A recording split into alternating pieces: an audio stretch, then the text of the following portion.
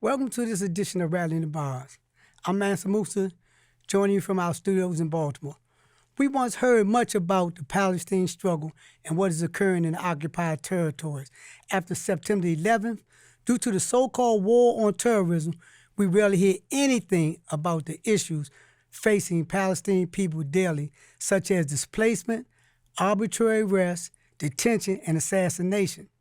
This was the case recently with political prisoner Khader Adnan, a Palestinian freedom fighter who was found dead in his cell just 3 months after being detained in the occupied West Bank over his ties with Islamic Jihad.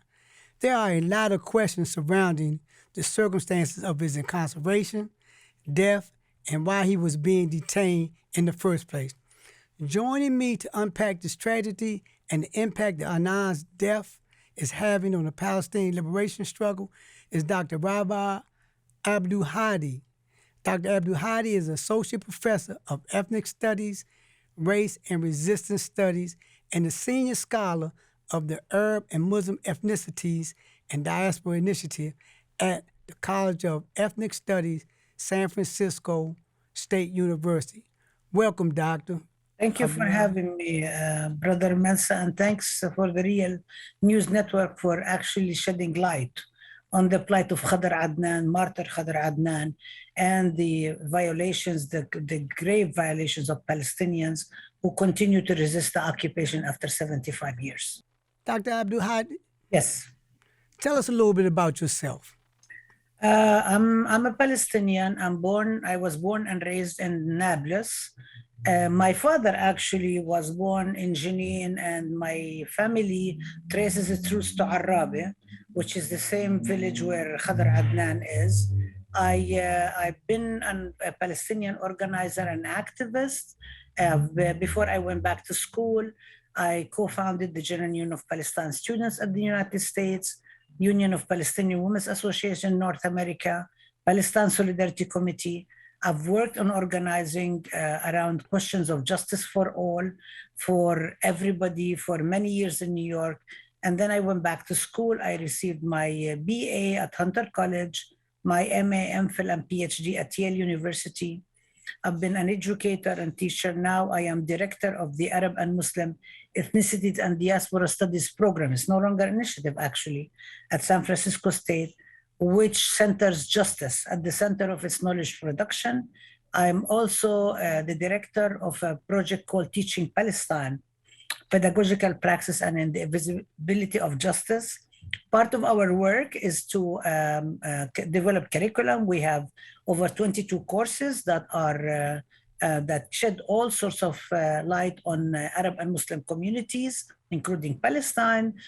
We mentor students. I'm the advisor of student groups at San Francisco State University. We hold open classrooms.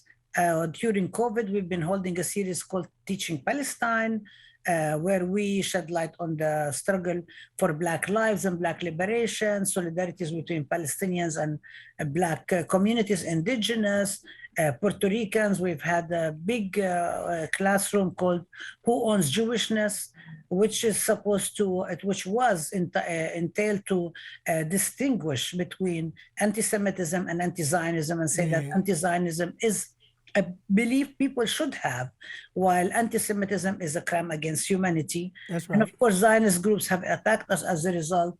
I also organized several delegations to Palestine, including the Indigenous Women of Color Feminist Delegation in 2011. One of the main people in it, not the only one, we have many prominent women in it, but Angela Davis, a former political prisoner that everybody knows about, the first US prison as academic and solidarity delegation to Palestine in 2016.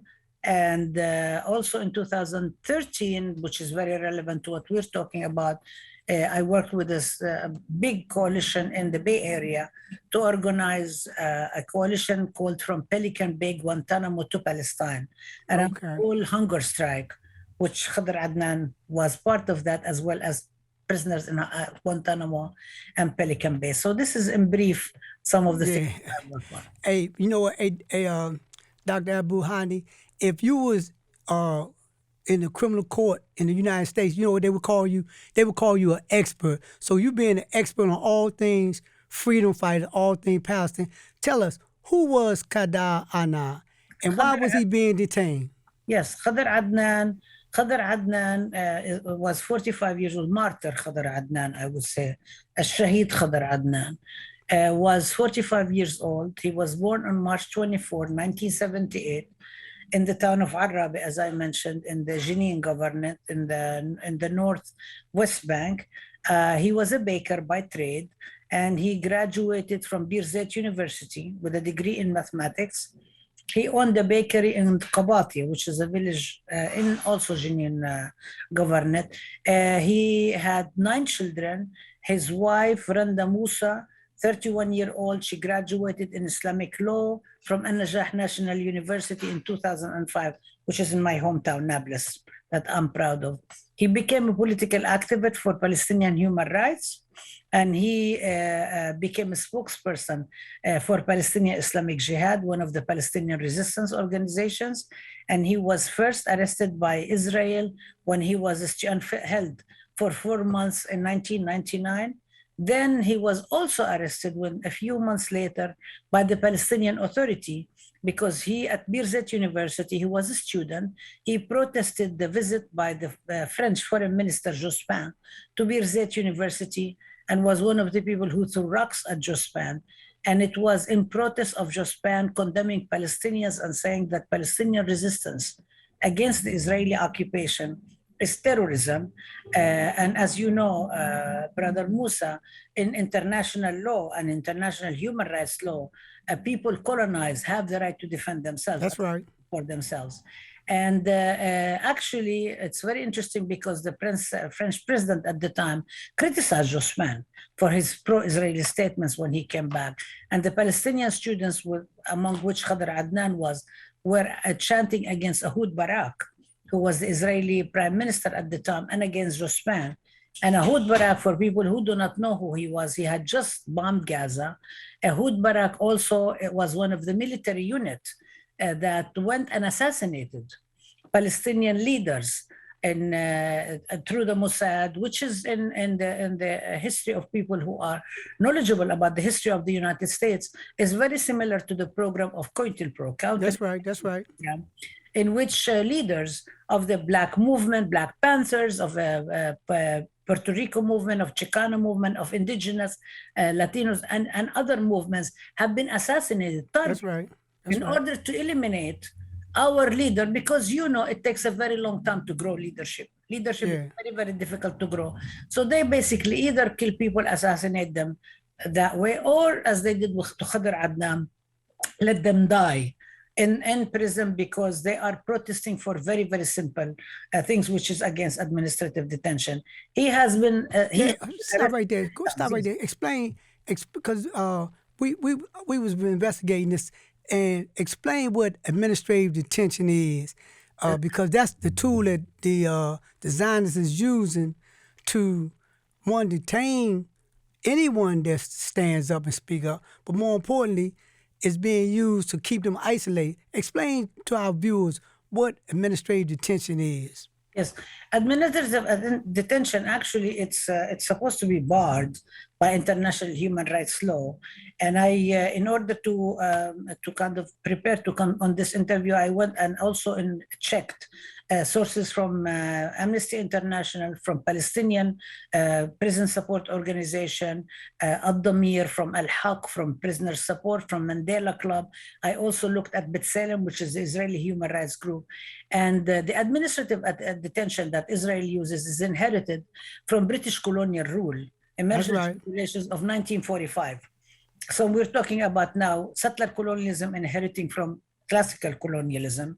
Emergencies, in order, it is part of collective punishment, and it's specifically targeted towards prisoners who are being held without charges, you actually, if you're held under administrative detention, you do not know what the charges against you. Yeah. There is no due process. All the charges are supposed to be secret.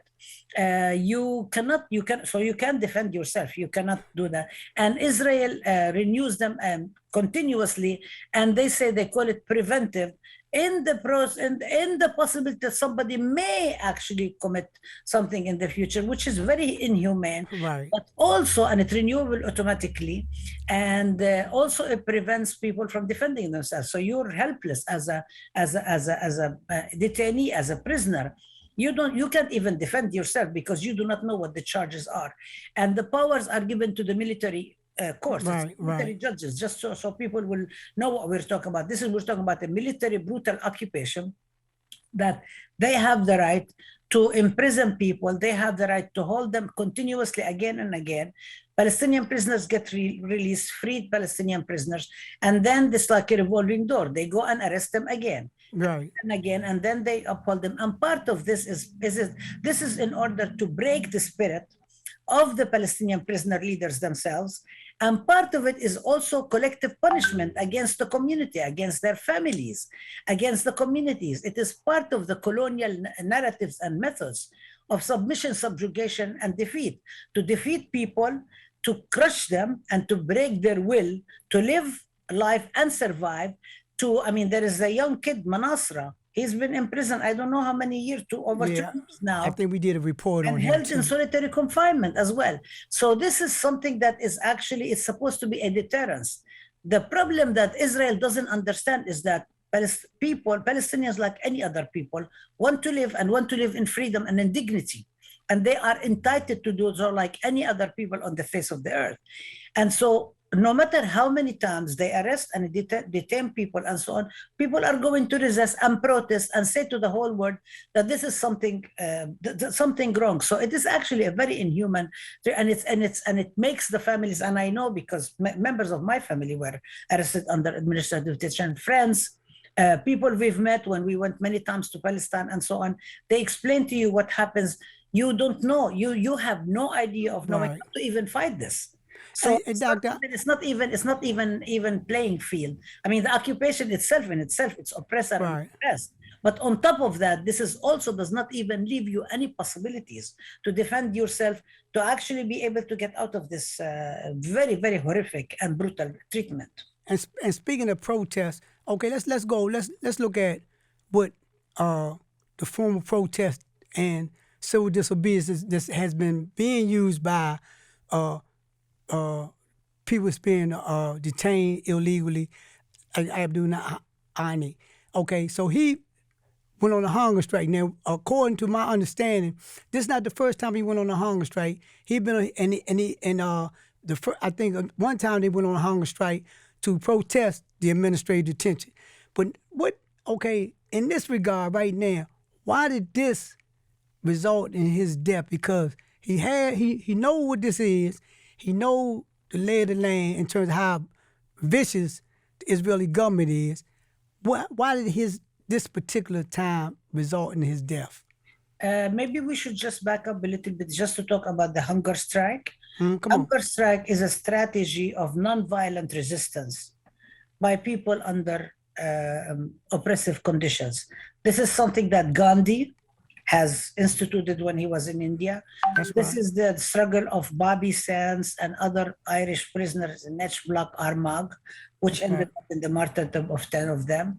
This is something that Palestinian prisoners have been through many times. And this is also Pelican Bay, as I mentioned, Pelican Bay prisoners who were in solitary confinement for sometimes 24, sometimes 23 hours of the day, for many, many months, sometimes 24 hours a day. So people resort to hunger strike as a way for them to protest their conditions and let the world know that this is a serious problem. And it's called collectively, it's the battle of al-am'a al-khawiya. It means the empty stomach. This is the battles that the Palestinian prisoners have gone through it multiple times. Sometimes it is against administrative detention, sometimes in order for them to improve the conditions within the prison itself.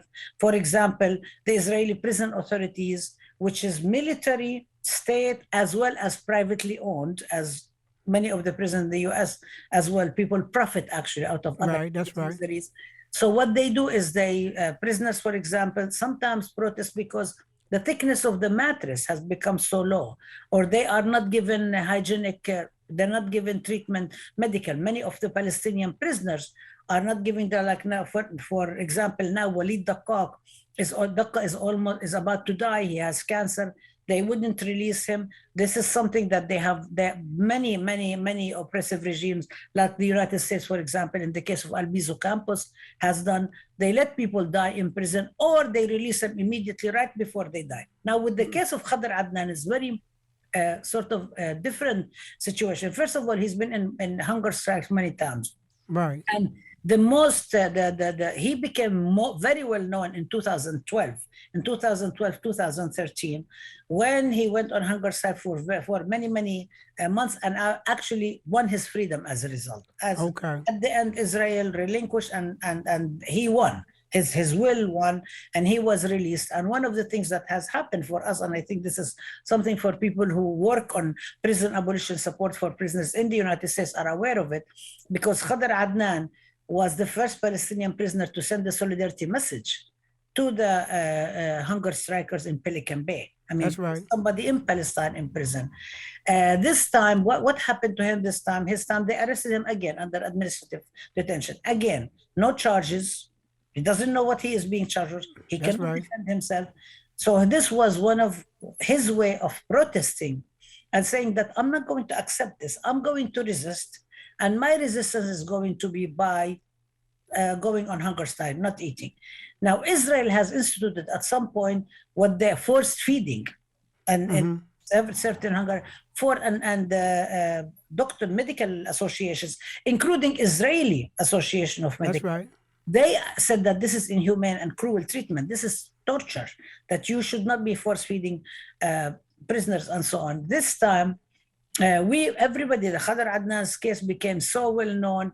People all around the world were rallying for him and so on. And I believe Israel allowed him to die in order for them to send a message to the Palestinians that we're going to break you. An Israeli general said that Palestinians need to understand in the precipice of their minds that they are a defeated people. And this is the goal for the Israeli colonization occupation to say.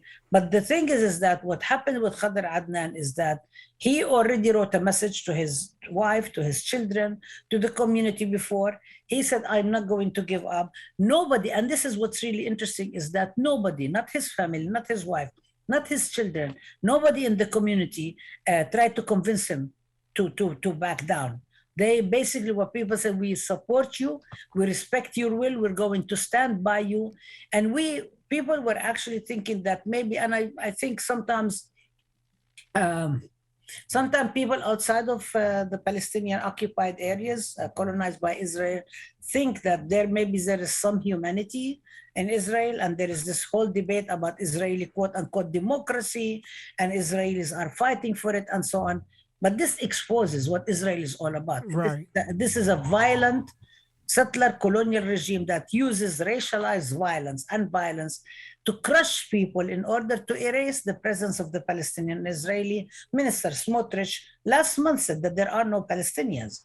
Now the head of the Israeli prison authorities, the minister who is in charge of what is called internal security, is Ben Gvir, who's a very well-known racist settler who lives on the colonies on Palestinian land, and who is already proposed a bill in the Israeli parliament, Knesset, to execute Palestinian prisoners, not only to sentence them to sometimes 5 and 10 years in life sentences, but also to execute them, because he thinks, and he wrongly thinks, that they can crush the will of the Palestinian people. So Khader Adnan remained until the end, and actually Israel refused to even allow his family to visit him.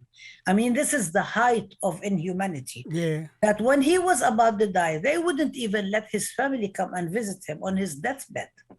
This is again a message that to the Palestinians, we will crush you, because as you know, Brother Mensa, next week is going to be the 75th anniversary of Nakba. Right. The Palestinian Nakba, when Israel was founded, and 750,000 Palestinians, 750,000, were uprooted, expelled at gunpoint in order to erase Palestinian presence from their land and replace them with settlers from US, Europe, and other places, colonists, to take over their place. So this is what happened this time. They are trying to say that, look, we're not going to allow this to happen. But the will of Khader Adnan is very tragic, and it's a very sad that we lost him, because he was amazing, articulate, outspoken leader, very modest, very humble of all his, all his accomplishments, despite many times he has imprisoned. But he also made a model for other Palestinians what resistance really means. And this is, and we're talking about, Israel says, oh, Palestinians practice violence and so on. This is nonviolent resistance. That's right. Is resisting by refusing food because he doesn't even know what he is charged with. Right. And you know, and in this country, right, and that's the insanity of it, because this country is taxpayers' money is going towards propping Israel up. And in this country, we have a modicum of due process. When we're arrested, at least we are told what we're being charged with. But the people, Palestinians and people in occupied territory, like you say, they don't have no right. They don't have a right to be known, to be told what I'm being detained for. But talk about the impact that his death is having on the Palestinian liberation movement as we speak. Well, first of all, that Palestinians, I mean, everybody is honoring him as a martyr. There has been a general strike and mourning throughout Palestine. Palestinians are not, he's a martyr, but they're not, no one, everybody refuses to call it quote unquote natural causes, because there's nothing natural about it. He was assassinated. Right. We are charging Israel with assassination and genocide, and his family and people who are supporting him are saying that they're going to actually take this to the International Criminal Court. Okay. That Israel needs to be held accountable for that. There are many other Palestinians in prison, and this highlights the case. At any given time, Brother Musa, there is at least 5,000-6,000 Palestinians in Israeli prisons. I mean, and including children, including women. Well, I've seen it. You start talking about the situation of imprisonment alone, and I'm not talking even about house demolition. I'm not talking about the expulsion. I'm not talking about the killing, and I'm not talking about the olive trees that are being uprooted. I mean, this is a wholesale, a comprehensive project in order to get rid of, erase anything called Palestine. Mm-hmm. And I have to say, as a Palestinian scholar, and as a Palestinian organizer, and a Palestinian activist, and as a Palestinian who is very much committed to the liberation of Palestine and the liberation of all people, I would say they failed. They failed to replace Palestine. They failed to crush Palestinians. And Zionism itself is a passing phenomena. And they are so desperate. The Zionists and the Israeli regime are so desperate, despite getting billions and billions of dollars of US government support, because now we know that there is, on the grassroots, there is much more support and sympathy with the Palestinians than there is with the Israeli state. Things have changed. Despite all of that, they have failed. That's right. But what happens is that bullies become bullier whenever they feel that they lose. The people who are used to violence and oppression and brutality and so on are refusing to get the message that you need to give it up. You need to stop doing this. And maybe you need to actually think about de-Zionizing Israel and stopping the settler colonial regime in Palestine. So Palestinians have the right to return to their land. Palestinians have the right to enjoy freedom and dignity and peace like every other people on the face of the earth.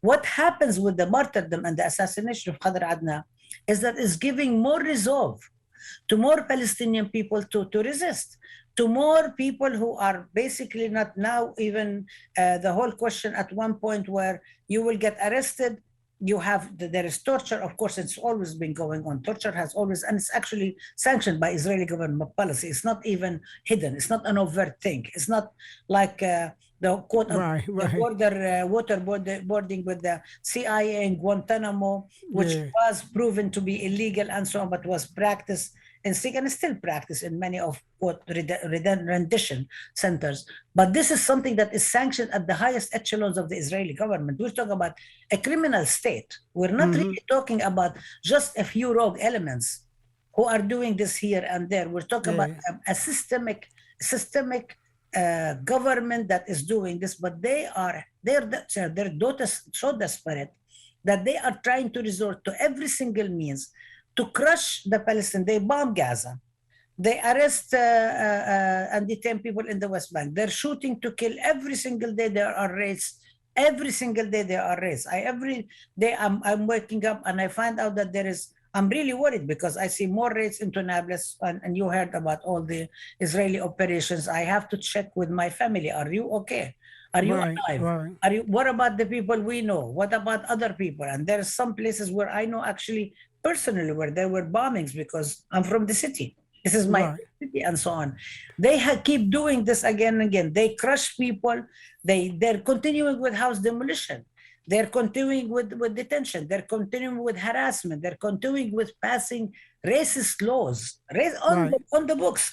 All of the stuff I'm talking. Hey, this is not something that's done outside of the state. This is state sanctioned. This is state-sponsored terrorism. This is at the highest form. Tell me, Dr. Abdulhadi, what can the international community do to support the Palestinian peoples for their liberation? Thank you. Well, first of all, people have to refuse to normalize Israeli violence, colonialism, racism, and apartheid.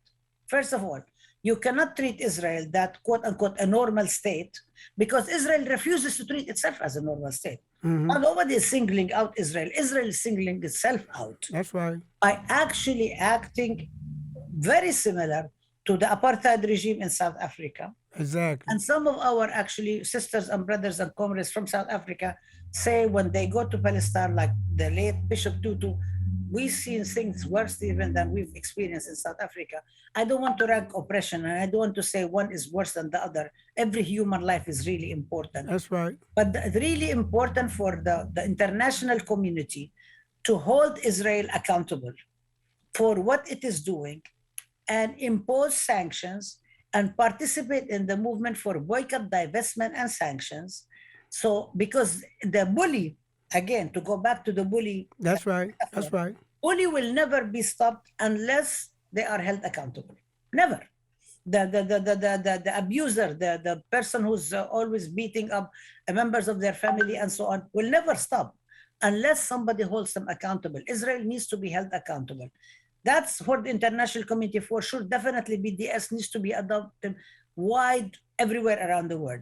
Secondly, Israel cannot be received in various places as if it is quote unquote again a normal state. Right. So we're talking about denormalizing oppression, denormalizing injustice. So this whole thing about closing embassies around the world, kicking out their ambassadors and so on and so forth is really, really important. Countries need to stop any kind of trade agreements with Israel. And one of the biggest trade that is going on with Israel is the military and the quote securitized industries that many of them are hidden. But we've seen what happened, for example, in Israel exporting software spying technologies to violate human rights in Mexico, in United Arab Emirates, in the Arabian Peninsula, in the people who were supporting the late Saudi journalist Jamal Khashoggi, who was slaughtered and chopped up by the Saudi regime and so it's really, really important we know that this is what Israel actually, there's an organization in Israel called Who Profits. And it's an Israeli organization. And that organization argues that Israel needs a war every 5 years in order to say that its tanks and its weapons are tested in battle, in order to be able to sell.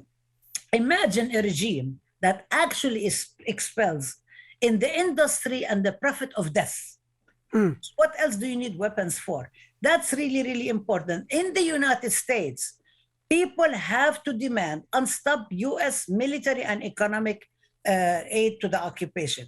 People have to support the few, very few, but rising members of Congress like Betty McCollum, Ilhan Omar, Rashida Tlaib, Andre Carson, Ayanna Pressley, Cory Bush, and others who are demanding that Israel be held accountable and demand the actual implementation of US law. They're not even being something extra radical. They are saying there is supposed to be a law called end user certificate, that if you are selling weapons or if you're getting aid to any country and the country is abusing it, you should stop it. That's right. And this has been going on again. And I remember in the Intifada of the Storm, people call it the first Intifada, but I don't like the name first because it implies that this is the first time Palestinian people. Right.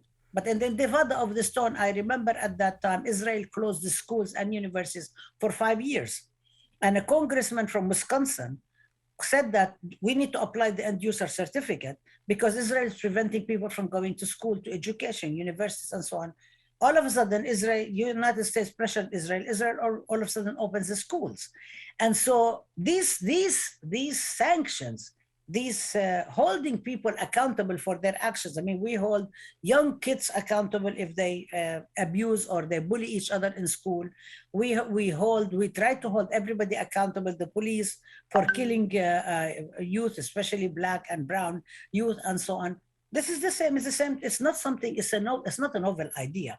Thank you, Doc. It's an idea that makes common sense to hold Israel accountable because that's the only logic that Israel is going to listen to. That's right. To be held accountable because it's actually becoming more and more and more overt in violating people with impunity, violating Palestinians with impunity.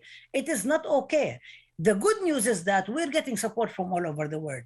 More and more people around the world are supporting, and more people in the United States are supporting Palestinians. And this is also where Israel is actually having a serious problem. And Israel lobby industry groups in the US are having a serious problem because they are unable to convince people anymore of what they claim as the humanity of Israel, or as the European Commissioner said 2 weeks ago, they made the desert bloom. And it's a ridiculous idea to say Israel made the desert bloom, because if it was a desert and they made it bloom, then where do we come up with all these verses in the holy books that talk about the olives and the figs and I mean all of the stuff is already written. So if they made the desert bloom, where was the oasis under which Mary gave birth to Jesus Christ? I mean, it doesn't really make sense. But in any case, this is Israeli what they call it hasbara, propaganda. Right. All right, thank you, Dr. Rabab Abdulhadi, and we want to encourage our viewers and our listeners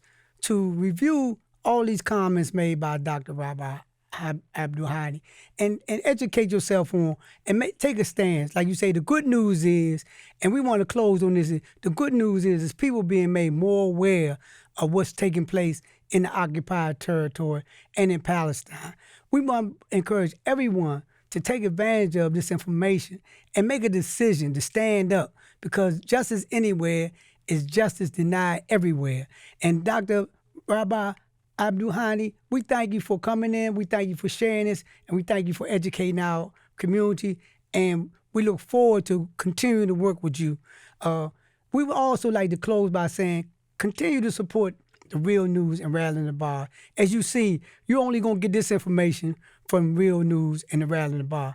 No, you're not going to have a Dr. Rabab Abdulhadi come and talk to you on mainstream and talk about Israel and talk about Zionism and talk about how the education process is taking place. You're not going to get this nowhere but here. And therefore, we ask you to continue to support the Real News, because guess what?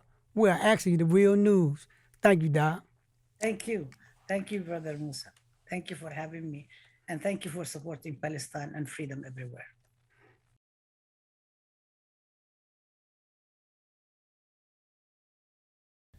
Thank you so much for watching the Real News Network, where we lift up the voices, stories, and struggles that you care about most. And we need your help to keep doing this work. So please tap your screen now, subscribe, and donate to the Real News Network. Solidarity forever.